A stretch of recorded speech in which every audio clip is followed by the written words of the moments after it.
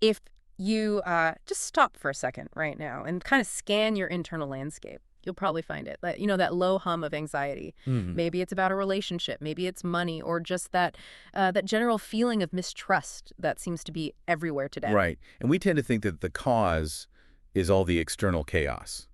War, politics, the economy. We assume it's coming from the outside in. But the body of source material we synthesize for you today, it just flips that script completely. It suggests that all that anxiety is not actually about the external chaos at all.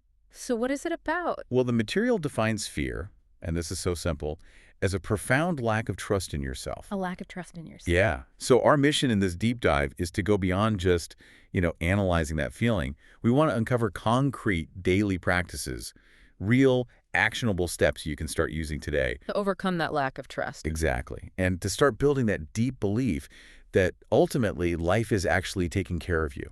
And we've got a fascinating set of sources here. They provide a really specific philosophical framework, but it also blends that with these very hands-on All right. techniques. We're focusing on practices that are designed to shift your core operating systems, so to speak, from fear to love. And one of them is this powerful exercise known as mirror work. This is where it gets really interesting. Let's break down the foundational insight first because it's a big one. Mhm. This idea comes initially from Susan Jeffers, who was a clinical psychologist. She wrote the huge international bestseller, Feel the Fear and Do It Anyway. A classic. A total classic. And she has this stunning realization. She says, look, if everyone, no matter how successful or rich or experienced they are, if everyone feels fear when they approach something new, And yet, so many people are out there doing it anyway, achieving things. right, then we have to conclude that fear is not the problem. And if you can just sit with that for a second, it changes everything. If we accept that premise, the physical feeling of fear, the fact that it's there, it suddenly becomes, well, almost irrelevant. Irrelevant. That's a strong word. It is. But what's so fascinating is the psychological pivot it allows. The real issue isn't that you have fear, it's how you choose to hold it. Okay, what do you mean by hold it? Are you approaching that feeling from a position of, say, personal power, where you see it as just information? Or are you approaching it from a position of helplessness, where you let it dictate everything you do? That is a profound distinction. Because from a place of helplessness, fear is just a wall. It stops you. It's a wall. But if you see it as something everyone has, you can just try it. You can choose to recognize that the feeling itself doesn't have to stop you. So if you're listening right now, you should ask yourself, how much power are you granting the fears that just pop into your head every morning? And look, we should acknowledge fear's protective function. It's important. When a fearful thought comes up, its core intention is genuinely to protect you. It's trying to help, based on your past. Like a physical threat. Exactly like a physical threat. Think about it. When you get startled, adrenaline pumps through your body to protect you from danger. The exact same alarm system gets triggered by the fear we just manufacture in our minds. The what-ifs. But hold on a second. Doesn't that statement that fear is not the problem feel like a massive generalization? What about legitimate fears? I mean, a physical threat or, financial ruin? That's a fair challenge. Yeah. And that's where the context is so important. The sources are careful to distinguish between actual life-threatening danger, where you need that adrenaline, and the fear we manufacture daily. The anxiety about tomorrow. The worry about a presentation, the dread of losing a job, that manufactured fear is the internal roadblock we're talking about. I mean, think about the last time you reread an email 15 times before sending it. Guilty. Right, that's not a physical threat. That's the fear of inadequacy slowing you down. That's the fear we have to disarm. And that brings us to the central philosophical choice in these sources. They argue that the mind can't really hold two opposing thoughts at the same time. You're always choosing. At one end of the spectrum, you have fear, which is limiting. And at the other end, At the other end is love, which they present as the miracle worker because it implies infinite trust and possibility. and if you accept that binary choice, love versus fear, it starts to make sense why fear has so many different faces, The anxiety about getting sick, the worry about becoming jobless, Losing a loved one, having a partner leave you. the fear of change, but also, paradoxically, the fear of not changing. We're afraid of intimacy, but then we're also terrified of being alone. It's everywhere. And according to this framework, fear isn't just an emotion. It's the only true limitation of your mind. So if you contrast the two, what does that choice actually get you? Well, fear breeds judgment, criticism, rigidity. the need to control every single outcome. But love. Love encourages acceptance, flexibility, and trust in the process of life itself. And when you dig down into almost all of those manufactured fears, what do you find? You consistently find one deep underlying belief. It's that feeling, that thought that you are not good enough. That feeling of being inadequate or unworthy is the engine of fear. Precisely. Okay. And so the antidote, it can't come from the outside. It has to be internal. It has to be based on radical self-approval and self-love. So when you feel that fear, that stress, it's a signal. It's a direct, undeniable signal that in that moment, you are not loving and trusting yourself. Okay, so if the solution is self-approval, how do we operationalize that? I mean, you can't just wish away decades of habit. You can't. And this is where the practical application comes in, specifically the technique of mirror work. Mirror work. It's designed to be a defense mechanism against constantly recreating fearful situations in your mind. The goal is to acknowledge the fear, but then, and this is key, don't give it power or importance. And this technique is actually pretty psychologically astute, right? Because it's about externalization. That's it. We tend to internalize fear. We become our fear. Mirror work forces you to separate from it.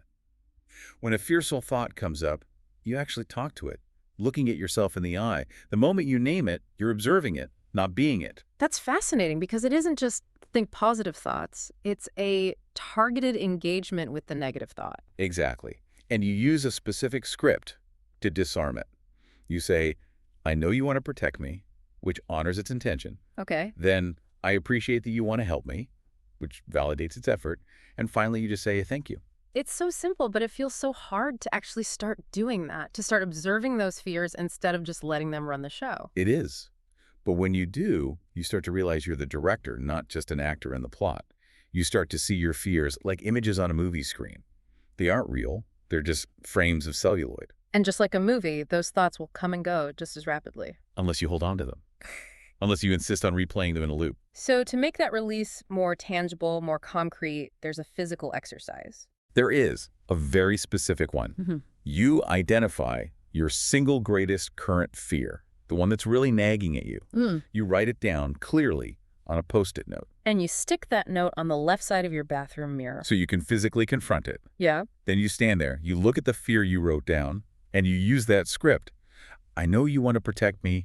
I appreciate that you want to help me. I thank you. And then comes the release. Then comes the critical turning point, the release statement. You add, now I let you go. I release you and I am safe. And the final, very satisfying step is the physical act. You tear it up? You tear up the sticky note and you trash it or you flush it. That action symbolizes the deliberate relief of that fear's power over you. And crucially, you pair that psychological release with a core body practice, conscious breathing. Yes, because we so often hold our breath when we're frightened, we breathe shallowly. Or not at all. Exactly. Taking just a few deep conscious breaths instantly changes your physiological state. It opens up the space inside you. It does. It literally opens the space inside you that is your power. Your chest expands, your heart has more room, and while you do that breathing, you repeat specific affirmations. To ground yourself in that new reality of trust. Simple statements. I love and trust. Love and life take care of me. And the most simple one, I am safe. You're strengthening your heart, your body, and your mind all at once. So building on that, the sources then guide us into a journaling exercise. This is designed to actively replace those fearful thought patterns. Right. This is about rewriting the old script of inadequacy with a new one of approval. How does that work? You start by listing your greatest fears, but you organize them into categories, like different buckets of anxiety. The sources suggest family, health, career, relationships, and finances. Just seeing them written out like that probably gives them less power. It does. You're moving them from this abstract fog of worry into discrete, solvable points. And once you have your list, you tackle them one by one. Exactly. For each specific fear you wrote down, you immediately write one or more positive counter-affirmations. This isn't passive wishing. It's active mental replacement. Can you give an example? Sure. If your fear is, I'm afraid I'll get sick and won't be able to take care of myself, your counter-affirmation might be, my body is strong and vital, and I will always attract all the help and resources I need. You're rewriting the narrative in real time. You are. And the whole philosophy is captured in what the source calls the heart thought for day 12, which is basically the core daily affirmation for this work. And that is. I am always perfectly protected. The whole technique is this constant, vigilant practice. You acknowledge the fear, you thank it, and then you immediately replace it with an affirmation of love and trust. So now that we've covered the really personal internal work, let's expand the vision. The source material says we should view every day as an opportunity to change and grow. Why? Because the argument is that our collective vision actively helps create the world we all dream of living in. So this next part is a kind of meditation, a visualization. It is. It's a detailed vision designed to help manifest a world built on collective love and trust. It's a flowing narrative of what could be possible. So what does that world look like? Well, you picture a world where every single person has dignity, where everyone feels empowered and secure no matter their race or nationality. Imagine child abuse just disappearing. The homeless are cared for. There are meaningful jobs for everyone who wants one. Exactly. And then it expands to our institutions.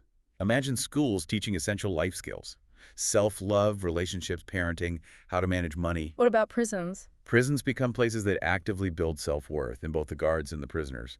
And religious institutions, they remove sin and guilt from their teachings and instead support everyone in expressing their divine magnificence. Their inherent goodness. Their inherent goodness and unique potential. And when it comes to global health, the vision gets even more radical. You see, all sick people made well. Disease becomes a thing of the past because doctors are experts at keeping people healthy and vital. Pain disappears. Hospitals are converted into beautiful apartment buildings. And globally. Governments that genuinely care for people. Honesty and fairness return to business. Greed becomes unknown. Borders crumble. Separation disappears. Judgment and prejudice just fade away. Because there's no internal fuel for them anymore. Exactly. The earth itself is healed. Natural disasters dissipate. Clean water, clean air, peace everywhere. It's a total radical shift away from the fear-based control system we live in now. So what does this all mean for your life today? I think the core concept is powerful. You overcome fear by choosing love and trust, by understanding fear is just a protective mechanism that has lost its way. And now you have concrete action items. You know how to talk to your fear, how to acknowledge and disarm it. You know how to use that Post-it note exercise to physically let go of anxiety. And you know how to strengthen your heart, your body, and your mind through breathing and affirmations. The power truly is within you. It's all about committing to self-approval. The ultimate takeaway here seems to be that the transformations start small. When you choose to love and approve of yourself completely, the need for that protective fear just starts to dissolve. One affirmation, one deep breath, one sticky note at a time. And that visualization, it sees all of us becoming one, truly brothers and sisters.